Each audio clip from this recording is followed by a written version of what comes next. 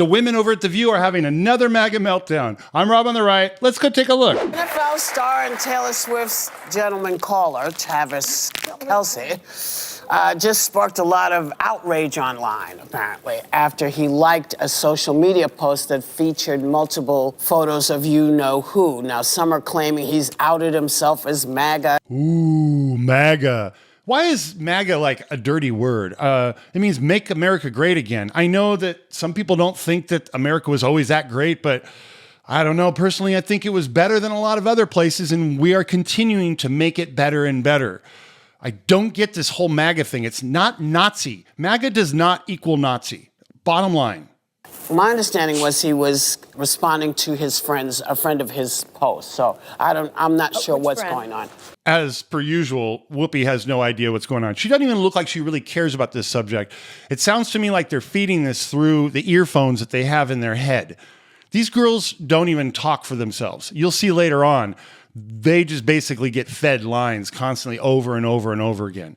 Puppets, basically. MAGA tends to do this. They really want to find celebrities who are with them. And I hate to break the news to them. He's advocated for stricter gun control. He was literally the face of the COVID vaccine, telling people to get the vaccine. A good thing, by the way. Well, so did Trump. During the national anthem. I don't think you just, sniffed him out as a secret Trump supporter. Yeah, I don't think any of this really matters. We all have our political views. And if the guy likes Donald Trump, why can't he like Donald Trump? He doesn't have to agree with him. He just likes him. Maybe he thinks he's funny. But I also am someone who lives in fear of accident. I scroll and I've liked things and then been like, oh, no, go back and unlike it. That's my very theory. Real. I've done it many times. Yeah. And on X, Elon makes it a lot harder to unretweet something after you do. Yeah, I would say this falls under revisionism. I do edit my own posts, but I don't really go back and take down things because maybe of association. These people want to revise history. They want to make sure that they always look like they're on the right side of history. Well, I just found a picture on my photo thing of the what do you call that? The party that they have for Geez, somebody tell this woman. The White House. The White House Correspondents' That's it. I was at the Correspondents' Dinner, and I posed with Lara Trump and Eric Trump. I saw the picture, and I thought, I have to go into rehab now. Yeah, I think Joy needs to go into rehab for a lot more than taking pictures with the Trump family. When I like people, whether it's on a like or my friends and family, that is not an endorsement of everything they've said, everything they've done, everything.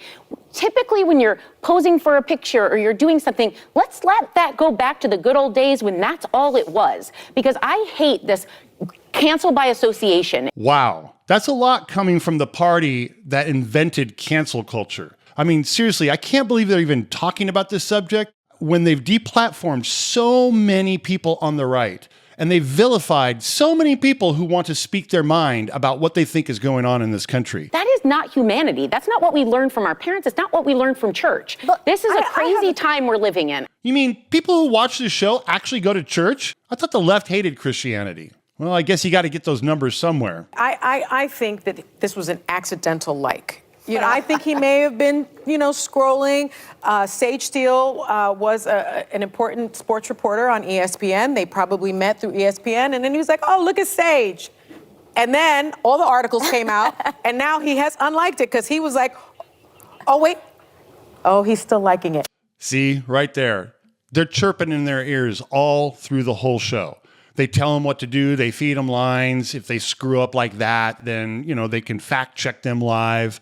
But literally, these women are puppets. They're puppets of a script that's going on behind the camera. Ultimately, this is a ridiculous subject for them to even be broaching. They can't blame cancel culture on the right. I mean, literally, I don't know of one lefty, Democrat, liberal that's been deplatformed. I agree with Sarah on this. I was with good friends this weekend of mine who some of them are still Trump supporters. And I've made peace with that. We can talk politics if they engage me. We can disagree. And sometimes you just have to accept that you're not going to agree with everyone. My best friend's a Democrat. You can do that. She posed with Trump people in the Bahamas. They just put her in the hot seat. I mean, look at her face.